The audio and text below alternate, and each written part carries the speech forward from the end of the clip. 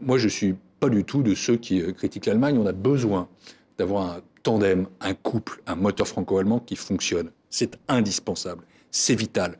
Mais l'Allemagne de Mme Merkel doit réaliser qu'elle ne peut pas faire cavalier seule et qu'elle ne pourra pas continuer d'avoir 3% de croissance si dans le même temps, l'ensemble de la zone euro, y compris le grand partenaire français, s'enfonce dans la récession. Parce que l'excédent commercial que j'évoquais tout à l'heure, il est fait aux 2/3 avec l'Union européenne. En division 2, vous l'avez dit vous-même.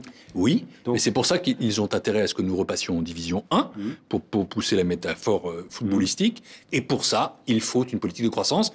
Il faudra l'expliquer aux Allemands. Il faudra leur dire, mais vous savez, au fond, qu'est-ce qui se passe aujourd'hui avec Angela Merkel? On dit Angela Merkel ne voudra jamais. Ce qui se passe, c'est qu'Angela Merkel, elle a avec Nicolas Sarkozy un partenaire commode. Pourquoi est-il commode? Il est commode parce qu'il est faible, parce que justement, il est dégradé.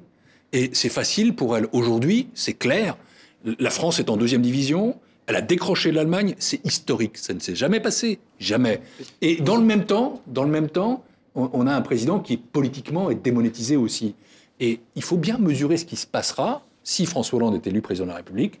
Ça veut dire qu'on aura un nouveau président avec un pacte démocratique retrempé dans le pays, avec une légitimité extrêmement forte, et nous proposerons ce pacte de responsabilité, de gouvernance et de croissance à nos partenaires européens, à commencer par les Allemands, dès le lendemain de l'élection dans un Conseil européen.